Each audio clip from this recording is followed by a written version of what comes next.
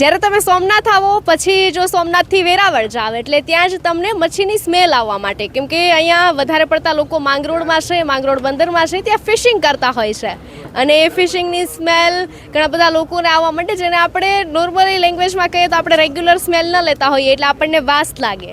પરંતુ એ જે લોકો કેવી રીતે ફિશિંગ કરે છે, કેવી રીતે પોતાનું ગુજરાન ચલાવે છે અને કેવી રીતે તેઓ રહેતા હોય છે તેના વિશે આજે મારે થોડું જાણવું છે ને તમને પણ જણાવવું છે. કેમ કે આપણને બહુ સહેલું લાગે જ્યારે સરસ મજાનો દરિયાકાંઠો હોય, આપણે દરિયાકાંઠો જોતા હોય, બોટમાં બેસતા હોય અને બસ એ જ બોટમાંથી ફરી થોડા રૂપિયા ચૂકવી અને પાછા ઉતરી જતા હોઈએ છીએ. પરંતુ જે લોકોને દરિયા સાથેનો નાતો છે, રાત દિવસ દરિયામાં કાઢે છે, એક મહિનાઓ સુધી જે લોકો ફિશિંગ કરે છે, એ કેવી રીતે કરતા હોય છે, કેવી રીતે રહેતા હોય છે, બોટમાં કેવી રીતે પોતાનું ગુજરાન ચલાવતા હોય છે, જમવાનું કેવી રીતે હોય છે, તમામ વસ્તુ મારે આજે જાણવી છે અને સાથે જ તમને જણાવવી છે. માટે હું આવી ગઈ છું માંગરોળના બંદરે અને અહીંયા ઘણા બધા લોકો બેઠા છે ને. આમ તો અત્યારે અમે બોટમાં જ ઊભા છીએ સરસ મજાનું અને પાછળ તમે જોવો છો કે બહુ બધી બોટ છે, આવી અનેક બોટ છે અને અહીંયા સરસ મજાનું પાણી પણ છે વહેતું. શું નામ તમારું?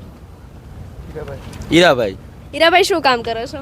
બસ માછીમારી પકડવાનું.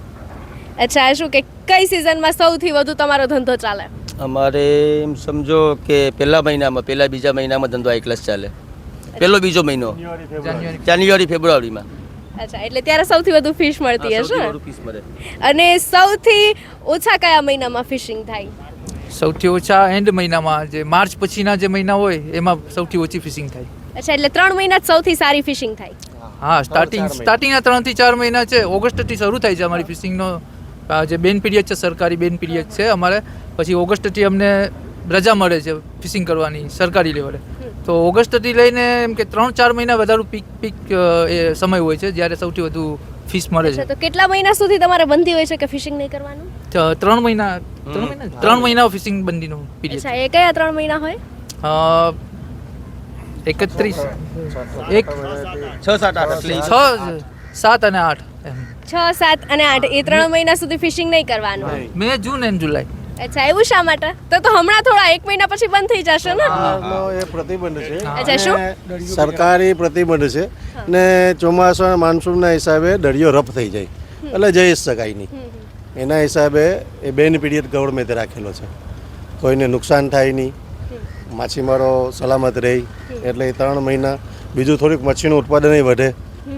બેન પીરિયડ હોય 3 મહિના મચ્છીને છૂટ મળે પોતાનું પ્રજનન કરવાનું, એટલે મચ્છી થોડીક વધુ મળે એના માટે આ વસ્તુ છે. અચ્છા, તો 3 મહિના પછી જ્યારે પેલા 2-4 દિવસો હશે તો એમાં તો ખૂબ ફિશિંગ મળતી હશે? પહેલી સ્ટાર્ટિંગમાં ફિશિંગ સારી મળે, ધીરે ધીરે એ ઓછી થતી જાય. અચ્છા, તમે કેવી રીતે માપો કે સૌથી સારી ફિશિંગ સૌથી વધુ મળી, સૌથી ઓછી મળી? કેવી રીતે કાઉન્ટ થતું હોય? એ અંડેરજી છે એને પોતાની માછલાની કઈ મચ્છી આવી, એક જાળ નાખી એમાં કઈ મચ્છી આવી, એની કિંમત કેટલી છે, કેટલી વધુ આવી, એ પરથી અંદાજ મારી દે કે આ મારી ફિશિંગ સારી થશે. એ ફિશિંગ અહીં આવે એટલે શેઠીઓ ઉતારે, એને અલગ અલગ જગ્યાએ વેચાણ કરે. વેચાણ કર્યા પછી એની કેલ્ક્યુલેશન લાગે કે ભાઈ એટલાની ફિશિંગ થઈ. અમારી બોટ ફિશિંગમાં નીકળે એટલે ટોટલ બોટમાં 4 થી 4.5 લાખનો ખર્ચો થાય. અચ્છા, 3,000થી લઈને 4,000, 4,500 લીટર સુધી ડીઝલ ભરે. બાકીનું આઈસ હોય 130-140 લાડી સુધી, એટલે કમસે કમ 12 ટન સુધીનું આમાં આઈસ લઈને જવું પડતું હોય. ખલાસીનો પગાર હોય, રાશન, આ બધું લઈ અને 4-4.5 લાખ એવા સુધીનો અમારો એક ટ્રીપનો ખર્ચો થાય. અચ્છા, એટલે ઘરથી તમે દૂર નીકળી જાઓ પોતાનો ધંધો કરવા માટે. અચ્છા, સૌથી લાંબામાં લાંબી અત્યાર સુધીમાં તમે તમારા જીવનકાળમાં કઈ ટ્રીપ કરી છે? કેટલા દિવસની? અત્યારે 15-17 દિવસની. 15-17 દિવસની. અચ્છા, માછલીના કેટલા પ્રકાર હોય ખબર છે? માછલીના તો ઘણા પ્રકાર. એમાં આપણે ગુજરાતના દરિયામાં તો ઘણા પ્રકારની માછલીઓ મળે છે. અચ્છા, એમાં તમારી ભાષામાં જો કહેવાય તો સૌથી સારી માછલી કઈ કે જેના સૌથી સારા ભાવ મળે? ગોલ, જે અત્યારે આપણા મુખ્યમંત્રીએ પણ જેને ગુજરાત ફિશ તરીકે ઓળખ આપી છે ને, ગોલ માછલીને, એ ગોલ માછલીની સૌથી વધુ કિંમત મળે.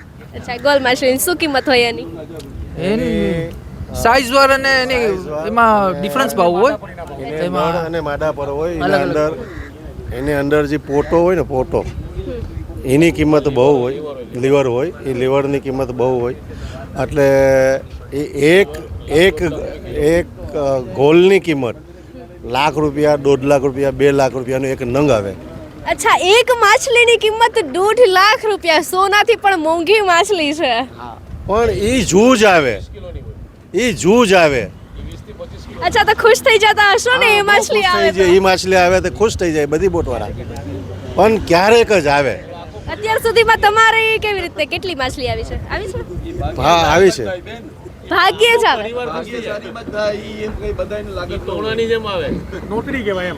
અચ્છા, એવું છે, લોટરી લાગી ગઈ. તમારી લાઈફમાં કેટલી વાર લોટરી લાગી છે? એ ગોલની લાગી નથી, બીજી એ ટાઈપની માછલી આવે, એની નોતરી લાગી જ 2 વાર. અચ્છા, એને શું કહેવાય? કઈ 15-20 વર્ષ પહેલાં એને ગોયણા કહેવાય. ગોયણા ગોલની બીજી જાટ જે કહેવાય. હા, એની કિંમત ઓછી હોય.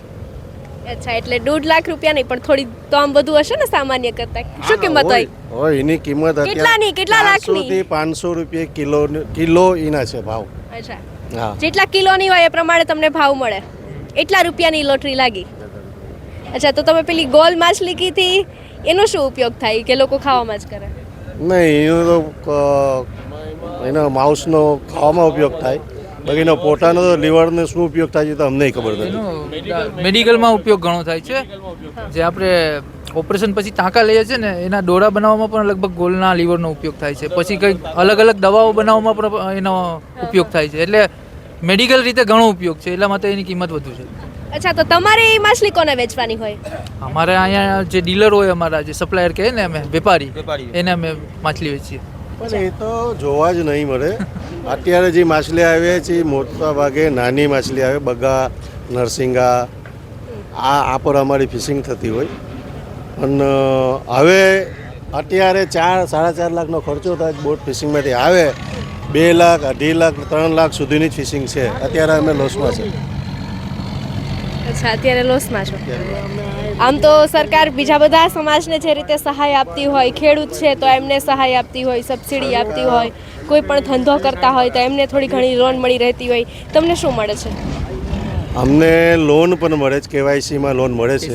કેસીસી કિસાન ક્રેડિટ કાર્ડમાં 2 લાખની લોન મળે છે ઓછા વ્યાજે. પણ અત્યારે અમારી પરિસ્થિતિ એવી છે, અત્યારે બંદરો બની ગયા,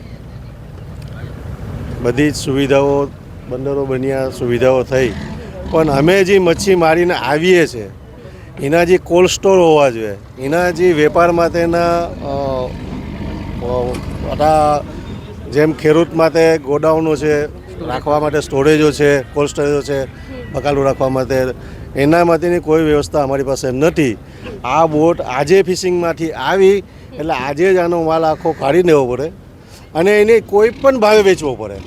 અમે આને રાખી શકીએ નહીં. ભાવ ઓછો હોય કે વધારે હોય, પછી ગમે એ ભાવ અમને મળે એ ભાવે અમારે કાઢી નાખવો પડે. એ તો અઘરું પડે ને. એટલે એના હિસાબે સામે જે વેપારી હોય લેવાવાળા, એનો મન ફાવે એ રીતે અમારો ઉપયોગ કરે.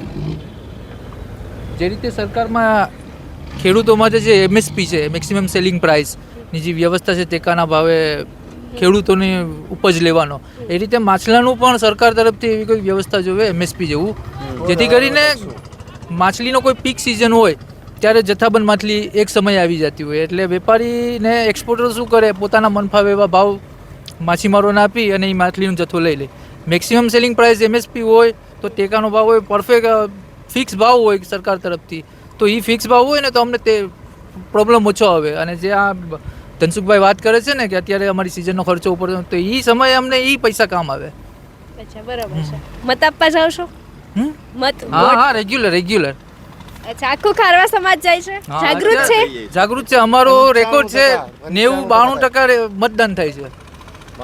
ખૂબ સારી વાત છે. શું લાગે છે આ વખતે ચૂંટણીમાં કેવો માહોલ છે તમારા ગામમાં? અમારા ગામમાં તો ભાજપ 100%. અચ્છા, કેમ એવું લાગે છે? માછીમારો માટે સરકારે ઘણા કામ કર્યા છે, વિકાસના કામ ઘણા કર્યા છે. અમારી જૂની પેઢી પણ આવ્યા છે જે કહેતા કે પહેલાંનો સમય ઘણો કઠિન હતો, સંઘર્ષવાળો હતો. અત્યારે એટલો સંઘર્ષ નથી. અત્યારે સરકારે પણ ઇન્ફ્રાસ્ટ્રક્ચર લગભગ ગુજરાતની વાત કરું તો ઇન્ફ્રાસ્ટ્રક્ચર હરેક જગ્યાએ થઈ ગયું છે. હાર્બરો લગભગ અત્યારે માઢવાર, નવા બંદર, સૂત્રાપાડા, પછી અમારે ચોરવાડ, અમારે માંગરોળનું અહીંયા આપ જોઈ રહ્યા છો, આપ છે જ્યાં જ નવું બંદર બની રહ્યું છે. તો હાર્બરો લગભગ મોટા મોટા તૈયાર કર્યા છે. ઇવન અત્યારે અમારે બોટની ખરીદી કરવી હોય તો ડીપસી માટેની એક સબસિડીની યોજના છે, નાની હોડીઓ માટે રિપ્લેસમેન્ટની યોજના છે. ઇવન અમારે ફિશિંગ નેટ જોઈતી હોય તો એમાં પણ અમને સહાયતા મળે છે સરકાર તરફથી. અમે એન્જિન ખરીદીએ છીએ બોટનું ને હોડીઓનું, તો એમાં પણ અમને સહાયતા મળે છે. જે વાત કરી મેક્સિમમ સેલિંગ પ્રાઇસની, એક નથી વસ્તુ, બાકી બધું છે. એટલે સરકારનો સપોર્ટ ઘણો છે, વિકાસ કરે છે સરકાર, અમારી પર ધ્યાન આપે છે, માછીમારો માટે કાયમી માટે કામ કરતી રહી છે. એટલે અહીંયા તો માછીમાર સમાજ તો ભાજપ સરકાર સાથે. અચ્છા, માછીમાર સમાજ ભાજપ સરકાર સાથે એવી છે ને એક માંગ છે, બરોબર ને? માત્ર ને માત્ર. અરે હજુ અહીંયા ઘણા બધા લોકો છે, અમારે એમની સાથે વાતો કરવી છે, આખા ખારવા સમાજને જાણવો છે અને તમને પણ ઘણી બધી વસ્તુઓ જણાવવી છે, સમજાવવી છે કે ખરેખર આ લોકોની લાઈફસ્ટાઈલ કેવી હોય છે, કેવી રીતે પોતાનું જીવન ગુજારતા હોય છે. મારે પહેલાં તો હું આટલી સરસ મજાની મોટી બધી બોટમાં બેઠી છું ને મારી સાથે આટલા બધા લોકો ખારવા સમાજના બેઠા છે. અચ્છા, એટલે મારે એમની સાથે વાતો કરવી છે. આટલી મોટી બોટ છે તો બોટની શું પ્રાઇસ હોય છે? બોટ અત્યારે તો વુડમાંથી પહેલાં બનતી, લાકડામાંથી બનતી પહેલાં, ને એની પહેલાં આગળ છે ને અમે છે તો લગભગ ત્યાંથી અમારી બોટ આવતી આપણે રત્નાગીરીથી, નાની હોડકા ત્યાંથી બનાવીને કાના માંગરોળથી આવતી. હા, હવે અત્યારે ને નવી સિઝનને નવા સમય પ્રમાણે નવો જમાનો આવી ગયો એટલે ફાઈબર વુડની બોટ બને છે. આ ફાઈબર બોટ પર બેઠા છે આપણી, આ ફાઈબરથી બનેલી છે ને એની કિંમત લગભગ 50 થી 60 લાખ રૂપિયા થાય છે. 50 થી 60 લાખનું સાધન છે. સાધન છે, હા. આમાં લગભગ 12 કે 13 લાખનું એન્જિન હોય, બાકી બીજો ખર્ચ બીજો જે આમાં આવતો હોય ને બધો હોય છે. અચ્છા, એટલે જો લાખ રૂપિયાનું વાહન લઈએ તો પણ એમાં આપણે સર્વિસ કરાવવી પડતી હોય છે, ધ્યાન રાખવું પડતું હોય છે, મેન્ટેનન્સ જોઈતું હોય છે. તો એવી રીતે બોટમાં શું હોય છે? બોટમાં પણ લગભગ એમ સમજો ને કે જ્યારે વુડનું હતું ને, વુડ લાકડા પર બનતી ને, ત્યારે દર વર્ષે અમને મેન્ટેનન્સ આવતું હતું. અને ફાઈબર પર આવી ગયા તો ફાઈબર પર અમને થોડુંક મેન્ટેનન્સ ઓછું રહે છે, પણ એમ કે 8-10 વર્ષ થઈ જાય ને પછી એમાં પણ લગભગ 5-1 લાખનો ખર્ચો આવે, ત્યારે પાછી એની કનેક્શન સારી બને એમ. અચ્છા, 5 લાખનો ખર્ચો આવે? 5 લાખનો 5-7 વર્ષ પછી. અચ્છા, જ્યારે તમે આટલા બધા દિવસની ટ્રીપ માટે નીકળી જતા હોય છો ફિશિંગ માટે, તો જમવાનું ને બધું કેવી રીતે હોય છે? રાશન અમે અમારે પહેલેથી અહીંયાથી લઈને જ જવું પડે છે. લગભગ 1 મહિના સુધીનું રાશન અમારે રાખવું પડે. કદાચ કંઈ ત્યાં બંધ પડ્યા તો જમવા માટે ને કે પાણી માટેની જે વ્યવસ્થા છે એ તે આમાં જ હોય છે. લગભગ 3000 લીટર પાણી હોય છે ને રાશન 1 મહિનાનું હોય છે સાથે. કેટલા લોકો જતા હોય આમાં? 7 કે 8 લોકો જવાનું હોય છે. 7 થી 8 લોકો જાય? જાય છે. અને પછી જ્યાં સુધી ફિશિંગની બધી વસ્તુઓ ન મળી જાય ત્યાં સુધી ન આવે? એમાં શું છે કે હવે જીપીએસ છે, જીપીએસ સરકાર તરફથી એટલે જીપીએસ જે સિસ્ટમ નીકળી છે ને એના પરથી ખ્યાલ આવી જાય કે અમે ક્યાં છીએ દરિયામાં, ઊંડા દરિયામાં અમે ક્યાં ઊભા છે ને ક્યાં છે એ ખ્યાલ આવી જાય. એટલે વાયરલેસ છે, વાયરલેસથી એકબીજાને કોન્ટેક્ટ થતા હોય છે કે અમને અહીંયા માલ મચ્છી એટલી આવી, બીજા બોટવાળા એમ કે અમને મચ્છી આવી એટલે અમે આવો ત્યાં જઈ શકીએ એમ ને મચ્છી મારી શકીએ. અચ્છા, બાકી ઘર પરિવાર આખો દિવસ અહીંયા રહે છે? ઘર પરિવાર તો અહીંયા જ હોય ને ખારવા સમાજના જે યુવાનો છે એ બધા ફિશિંગમાં હોય છે. ને આ એક વસ્તુ એવી પણ છે કે આ ધંધો છે ને તમે જુઓ ને તો એક રોજીરોટી બધાને આપે છે. આમાં 8 માણસ કાયદેસરના પગાર પર હોય છે, પણ એ લોકોને આમાં જે ડિગ્રી તમે કહો ને ડિગ્રીની જરૂર નથી હોતી, અભ્યાસની જરૂર નથી હોતી, છતાં પણ એ અભણ માણસોને જે આપે ને રોજીરોટી એ આ ધંધો છે. અભણ માણસને કે જેની પાસે અભ્યાસ જ નથી એ અભણ માણસ લોકોને છે ને રોજીરોટી આપે એ આ ધંધો છે. એવા લાખો લોકોને રોજીરોટી મળે છે આમાં. અચ્છા, તો તમારા સમાજના લોકો ભણે છે કે પછી નથી ભણતા? હા, ભણે છે. એટલે ભણવાનો બહુ ઓછું ભણતર છે, કેમ કે બિઝનેસ છે, જન્મથી બિઝનેસ આવી ગયેલો છે. એટલે માછીમાર સમાજને સરકાર તરફથી ઘણી પ્રોત્સાહનો મળે છે. હા, પણ અત્યારની જે પરિસ્થિતિ છે ખારવા સમાજની, એ લોકોએ ઘણું મેળવી દીધું છે એમ કહે તો ચાલે. પણ હવેના સમય એવો લાગે છે કે ભવિષ્યમાં લગભગ આ સમાજ લગભગ પાછી એના જો આગલા વર્ષોમાં પાછા આવી જાય નહીં એવું દેખાય છે. એનું કારણ છે કે ધંધાની સિસ્ટમો ચેન્જ થઈ ગઈ. સમજો કે લાઇન ફિશિંગ છે, કે ઘેરા ફિશિંગ છે, લાઇટ ફિશિંગ છે, એ જે ફિશિંગો આવી છે એ આ સમાજને લગભગ એમ સમજો ને કે પાછળ જે કહેવાય ને પાછલો એનો જે પાછળનો ભવિષ્ય એનું તૂટી જવાનું છે. ને આગલું જે આગલા વર્ષો પહેલાં જે હતા ને જે ગરીબાઈ એ ગરીબાઈમાં આવી જવાની છે આ સમાજ. અચ્છા, એટલે અમીરો આ જે સમાજ. વધુ અમીર બનતા જાય છે અને ગરીબો વધુ ગરીબ બનતા જાય છે. હા, જે લોકો મચ્છી મારી શકશે જે આધુનિક પદ્ધતિથી, સમજી કે લાઇટ ફિશિંગ, લાઇન ફિશિંગ, ઘેરા ફિશિંગ, અચ્છા, એટલે એ એમાં શું લોકો શું પૈસા ડિફરન્સ હોય બનાવતા છે? એમાં શું શું ડિફરન્સ હોય છે? એમાં કાયમી જે જે રોજંદારી ફિશિંગ હોય છે, આ રોજંદારી ફિશિંગ શું છે કે ઘર ચલાવવા માટેની હોય છે, એક પરિવાર ચલાવવા માટેની હોય છે. ઓલું બિઝનેસ તરીકે ધંધો લઈને બિઝનેસ તરીકે આવી ગયો કે હું પૈસા ભેગા કરી નાખું, કે મારી પાસે પૈસા આવી આવો છે. એક સમાજને તોડવાની વાત છે, એક પરિવારને તોડવાની વાત છે. ને સમાજને પરિવાર તૂટે એના માટેના ફિશિંગો છે. લાઇન ને લાઇટ ને જે ઘેરા ફિશિંગ કહે છે ને એ નવી આધુનિક ફિશિંગ આવી છે હમણાં. અચ્છા, એટલે એના કારણે જે નાના નાના માછીમારો છે, નાની નાની બોટવાળા છે, એ લોકોને ફટકો પડે છે.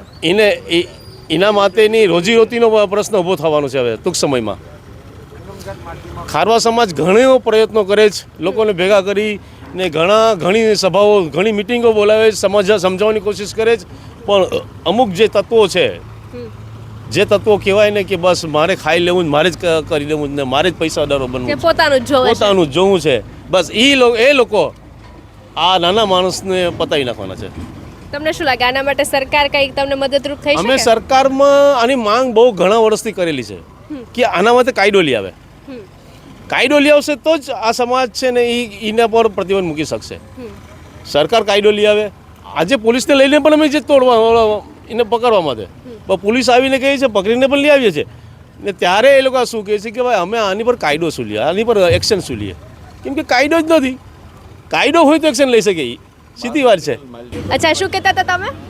મારું નામ રણછોડભાઈ ગોસિયા છે. પૂર્વ માછીમાર મહાવીર મંદિરના પ્રમુખ છું. મારે નારણભાઈએ જે વાત કરી એ સસ્ટેનેબલ ફિશિંગની વાત કરી, ટકાઉ ફિશિંગ. મારે જે વાત કરવી છે થોડી અલગથી વાત કરવી છે. ગુજરાત સરકારે હમણે યુએન સાથે એક 2000 કરોડનો પ્રોજેક્ટનું MOU કર્યું. આ ફિશરીઝને ટકાઉ માટે બે વસ્તુની જરૂર છે. એક સસ્ટેનેબલ ફિશિંગ એટલે કે ટકાઉ ફિશિંગ, ને બીજી એક જરૂરત છે કે ભારત સરકાર જે યુએન સરકાર સાથે 2000 કરોડનું, ગુજરાત સરકારે 2000 કરોડનું યુએન સાથે જે એક MOU કર્યું, એ MOU જો ગુજરાત સરકાર કે ભારત સરકાર લઈને જો ગુજરાતમાં આવે, એનાથી જે એક્સપોર્ટ કરતી કંપનીઓ છે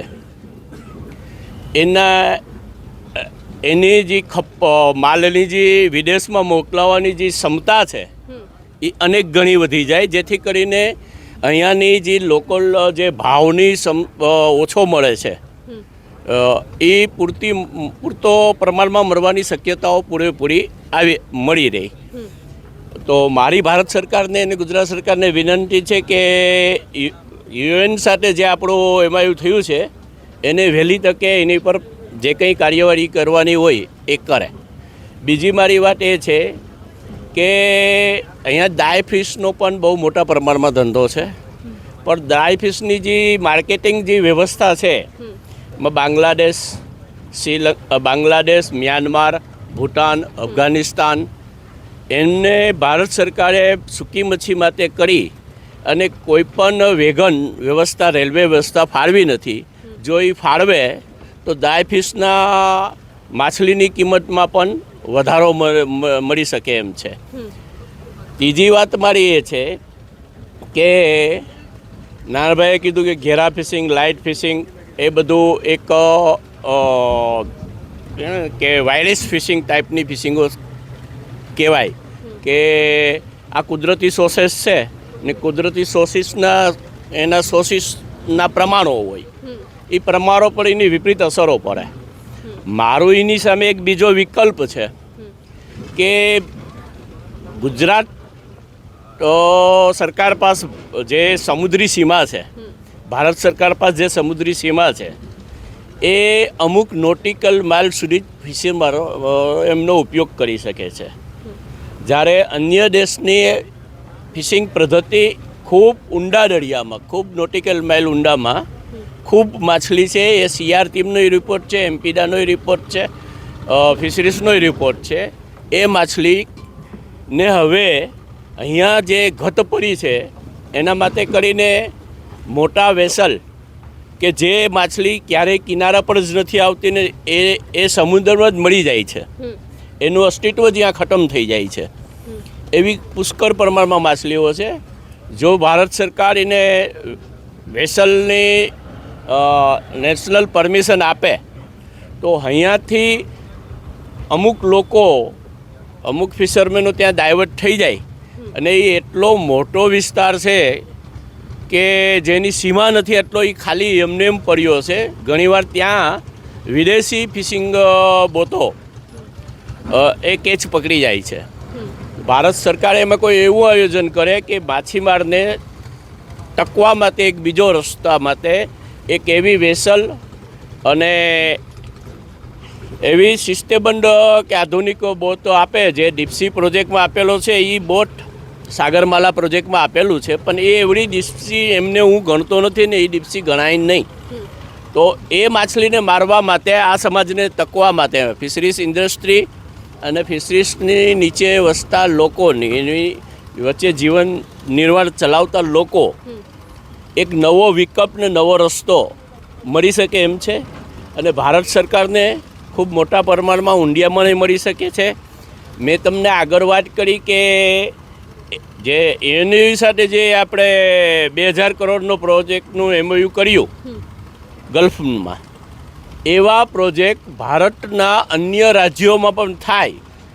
અહીંયાના જેટલા એક્સપોર્ટરો છે એ બહુ, મારી દ્રષ્ટિએ બહુ નાના છે. જે બધો જ માલ ચાઇના જાય છે.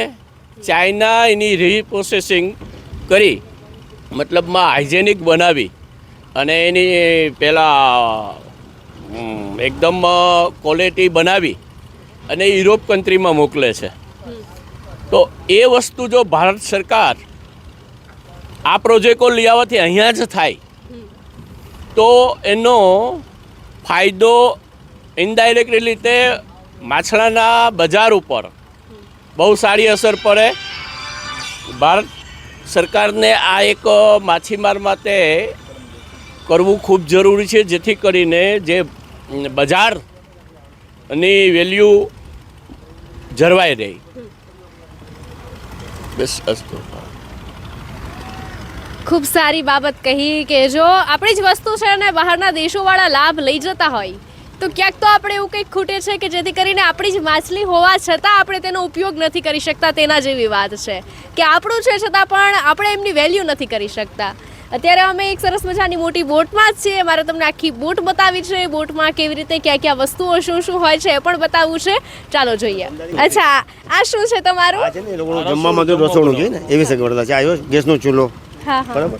અહીંયા બેસીને ત્યાં જમવાનું બનાવે. ત્યાં આગળ છે પેલો સ્ટોર રૂમ છે. અચ્છા, એટલે આ રસોડું છે. એકદમ નજીકથી જો તમે જોવો તો અહીંયા તમને લોટનો વાટકો દેખાશે. આ રસોડું છે. અહીંયા વાસણ બધા છે. અચ્છા, આ વાસણ છે.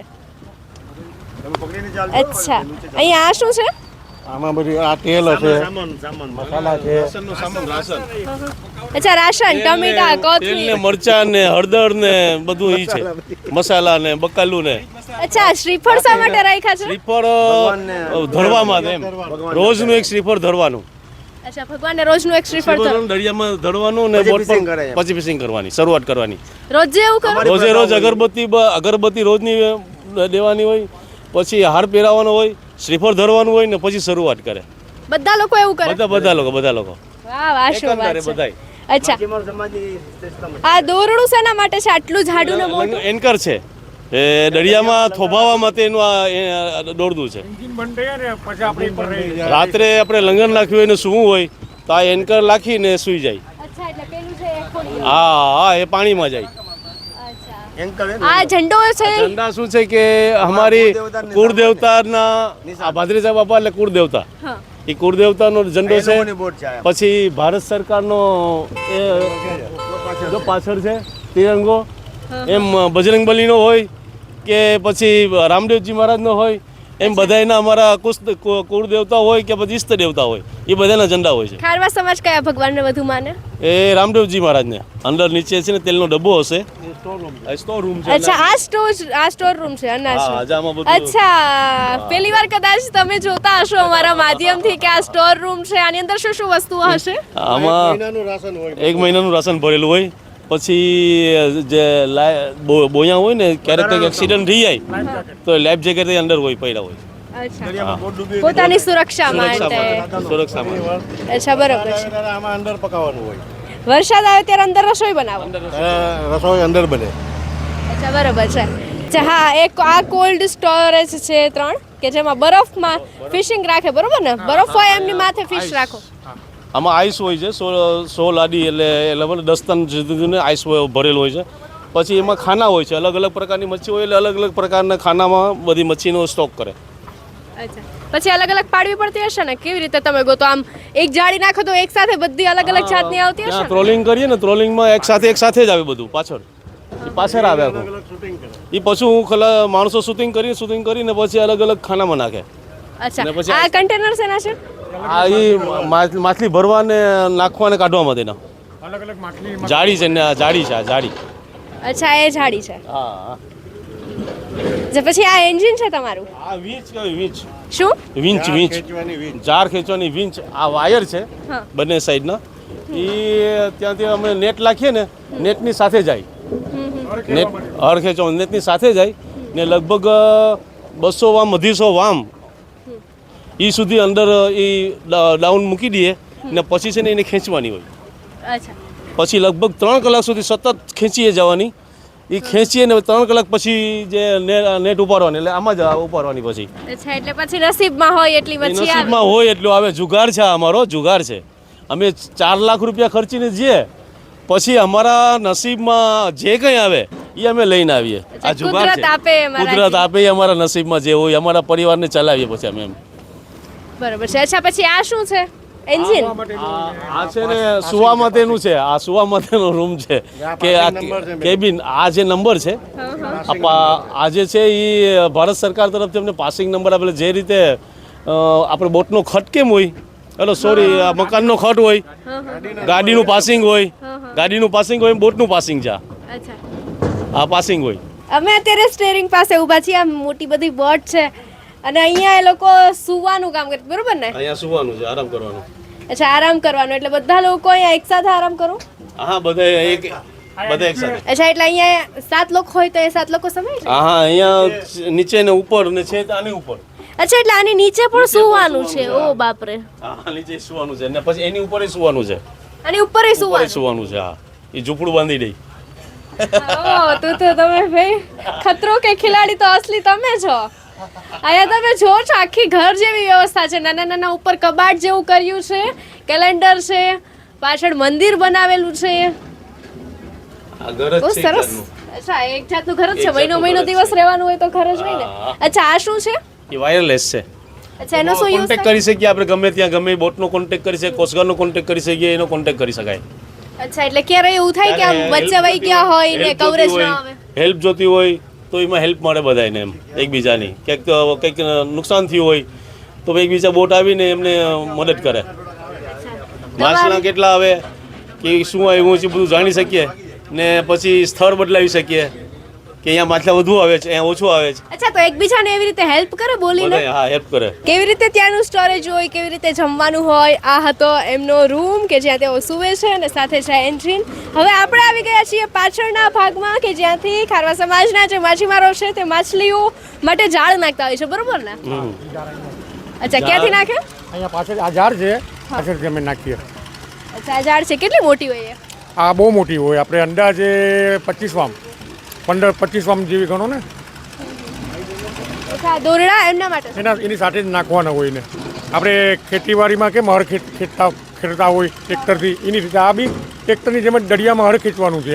નીચે વજન બાંધવાનું હોય ને ઉપર છે ને બોયા બાંધવાનો હોય એટલે ગેપ થાય. વજન છે ને એ નીચે જાય ને બોયા છે ને ઊંચે લઈ જાય એટલે વચ્ચે ગેપ થાય. વચ્ચે ગેપ થાય એટલે એ ગેપમાં ને ગેપમાં 3 કલાક સુધી ચલાવવાનો. એટલે એ જેટલો ગેપ હોય ને એમાં જેટલી માછલી આવે ને એટલે આવી ગઈ એમ. તમારા ઘરે ખેંચીને અહીંયાથી ખેંચીને અહીંયા ઉપાડીને અહીંયા નાખવાની, અહીંયા શૂટિંગ કરવાની, હા હા અહીંયાથી અલગ અલગ કરવાનું ને પછી અલગ અલગ કરીને કોલ્ડ સ્ટોરેજમાં નાખવાની. કેટલી પેઢીઓથી તમે આજ ધંધો કરો છો? અરે એ તો પેઢીઓની તો અમને ખ્યાલ નથી કે કેટલી પેઢી અમારી કઈ આમાં. તમારા બાળકો શું કરે છે? અમારા બાળકો જે અત્યારે તો ફિશિંગમાં છે, એટલે ફિશિંગમાં એટલે અત્યારે વેપાર કરે છે. અચ્છા, વેપાર કરે છે ફિશિંગ આજે નો. ફિશિંગનો એટલે વેપાર કરે. જોડાયેલા હવે જોડાયેલા માછીમાં જ પણ એમ કે હવે વેપાર કરે છે એમ. બહુ તો આવે તેનો માલ લેવાનો, પછી લેવેચ કરવાની, એમ બધી ફિશિંગ કરે, એ કરે છે, વેપાર કરે છે. અચ્છા, એટલે આગળ કોલ્ડ સ્ટોરેજ હતા ત્યાં વેપાર થતો હશે ને? હા, એક્સપોર્ટ વેરાવળ છે, એક્સપોર્ટ માંગરોળમાં પણ એક્સપોર્ટના છે ફેક્ટરીઓ. એ ત્યાં છે ને પાર્સલ કરી દઈ, સોડો કરીને મોકલાવી દઈ. સોદો કરી નાખે જેવા ભાવે આવે એ મુજબ. ભાવે છે 8-10 પારથી ખરીદવાળી હોય ને જેના સારા ભાવ હોય એને આપી દઈ. અચ્છા, વધુમાં વધુ કેટલા દિવસ માછલી સારી રહે? વધુમાં વધુ 18-20 દિવસ સુધી આઈસમાં રહી શકે વ્યવસ્થિત સારી રીતે. પછી એનાથી ઉપર જઈએ ને વધારે દિવસ કરીએ ને તો ખરાબ થતી જાય મચ્છી. એનો ભાવ બી ના મળે, ખરાબ માછલી રહે એનો ભાવ બી ના મળે. એના મારે કુટ્ટામાં ફેંકી નાખવી પડે, બીજી જગ્યાએ ફેંકી નાખવી પડે. 100 રૂપિયા આ 2 ડીઝલના ટેન્ક છે. નીચે ડીઝલની ટેન્ક છે, ઉપર પાણીની ટેન્ક છે બે. આ ડીઝલની ટેન્ક છે, એમાં લગભગ 2,000 લીટરનો ટેન્ક છે. આ બે, આ એક 2,000 ને બીજી 2,000ની. વધારાનો ઓલામાં હોય, આ બેરલમાં. આ બેરલમાં હોય એટલે 4,500 લીટર ડીઝલ લઈને જવું પડે. અચ્છા, પછી તમે આમ વચ્ચે દરિયામાં હોય અને કોઈ મેડિકલ ઇમરજન્સી થાય તો? અમે નાનું એવું બોક્સ લેતા જઈએ, મેડિકલ બોક્સ હોય. મેડિકલ બોક્સ, કે તાવ હોય, ઉધરસ હોય, શરદી હોય કે પછી માથું દુખે, આવું નાનું છે ને સાથે હોય. પછી વધુ હોય ને તો બીજું તો કરી શકીએ નહીં, અમે સીધા અહીંયા આવવું પડે, બંદરમાં આવવું પડે. બરોબર છે. સૌથી વધુ સારી તો હેલ્થ જ આપણી હોવી જોઈએ. પૈસા એ બીજી વસ્તુ છે, બરોબર ને? હા, પણ ત્યાં શું ઘર પરિવાર અહીંયા હોય, ઘર પરિવાર અહીંયા હોય એટલે એની ચિંતા પણ થતી હોય. એટલા દિવસ ઘરથી દૂર રહેવું. ઘરથી દૂર રહેવું એ લોકો તો ટેવાઈ ગયેલા હશે ને હવે ઘરે, કે ભાઈ અમારા જેન્ટ્સ તો બહાર જ રહેશે. એ તો હવે પેઢી દર પેઢીથી ચાલતો આવે છે. આજે નવું તો નથી કે કેટલા નવું દિવસે શરૂ ઘરે જાવ? એટલે જ્યારે બોટ ફિશિંગ માટે આવી ત્યારે 18 દિવસે, 20 દિવસે, 15 દિવસે, પછી કેટલા દિવસ ઘરે રોકાવાનું? 2 દિવસ 2 દિવસ પછી પાછું નીકળી જાવ? પાછું નીકળી જવાનું. બધાની સમાન જીવનશૈલી. બધાની ખાલી લેડીઝ એકલી? લેડીઝને બાળકો હોય, બાળકોને પછી થોડું ભણાવવા માટેનું ને એ બધું એનું જીવન ચલાવતા હોય, એમ રોજિંદુ બધી ચાલતું હોય એ પ્રમાણે. અત્યારે તો ફોનની વ્યવસ્થા થઈ ગઈ છે તો કોલ થઈ શકતા હોય. ફોન બહુ લાંબો સમય નથી લાગતો, એમ સમજો ને કે 12 નોટિકલ માઇલ સુધી લાગે, એનાથી ઉપર જઈએ તો ન લાગે. આ તો બધાય છે ને, આ બધાય તો આમાં ફોન પર લાગે જ નહીં ફોન, કેમ કે એને ઊંડા દરિયામાં જવું પડે. ઊંડા દરિયામાં જાય એટલે આને ફોન પર કોઈ ફોન ન લાગે, કેમ કે ટાવર જ મળે નહીં. કોન્ટેક્ટ વિહોણા. કોન્ટેક્ટ વિના કોઈ નહીં, ઘરે કોઈ કોન્ટેક્ટ જ નહીં.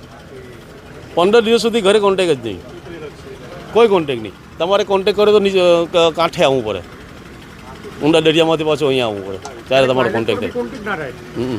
આજ ગામના છો? હા, અહીંયા માંગરોળનો જ છો. 7 તારીખે હમણાં ચૂંટણી આવે છે, ચૂંટણીના દિવસે તો બધા રજા રાખશો ને? ચૂંટણી દિવસે અમે ખાસ છે ને બંધ રાખીએ છીએ, આખું બંદર બંધ? આખું બંદર બંધ ને ઇલેક્શન જ કરવાનું બધાએ. ને હિન્દુત્વવાદી પ્રજા છે, રાષ્ટ્રવાદી પ્રજા છે, એટલે એક તરફી જ મતદાન કરવું એ પણ એક ધ્યેય છે બધાને, દિલથી, લાગણીથી એમ. કઈ તરફી? બસ ભાજપ તરફી. શા માટે? એનું કારણ છે કે આવતી પેઢીને જો બચાવી હશે ને તો ભાજપને જ રાખવી પડશે. આજે ભલે જેટલું નુકસાન કરવું પડશે તો નુકસાન કરી સહન કરી દઈશું. આવનારી પેઢી, એનું કારણ છે કે આપણે 2 બાળકોને 3 બાળકોમાં જ રહી ગયા છે.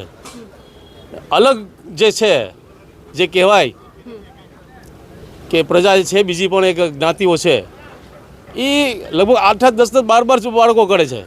એટલે આવતી પેઢીને બચાવી હશે તો ભાજપને જ મત આપવો પડશે. જેની વસ્તી વધી જ એને રાજ કર્યું છે, જેની વસ્તી વધી છે એને રાજ કર્યું જ. એટલે આપણે એ સમજી લેવું પડશે કે મારા બાળકોને બચાવવા પર તો મારે ભાજપને જ મત આપવો પડશે. વાહ વાહ શું વાત છે. આજે અમે મુલાકાત કરાવી માંગરોળ બંદરની. આમ તો આ બંદરમાં બહુ બધા ખારવાઓ રહે છે અને બહુ બધી બોટો ફિશિંગ માટે ચાલે છે.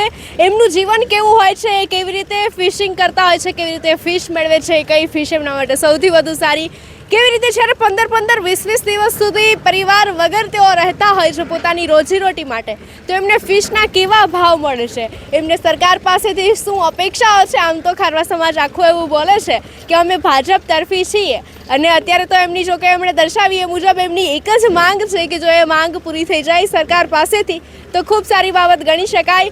આખું એમનું જીવન મેં તમને બતાવ્યું કે તેઓ કેવી રીતે રહેતા હોય છે, કેવી રીતે ફિશિંગ મેળવતા હોય છે આજ બોટમાં રહીને, કે એ લોકો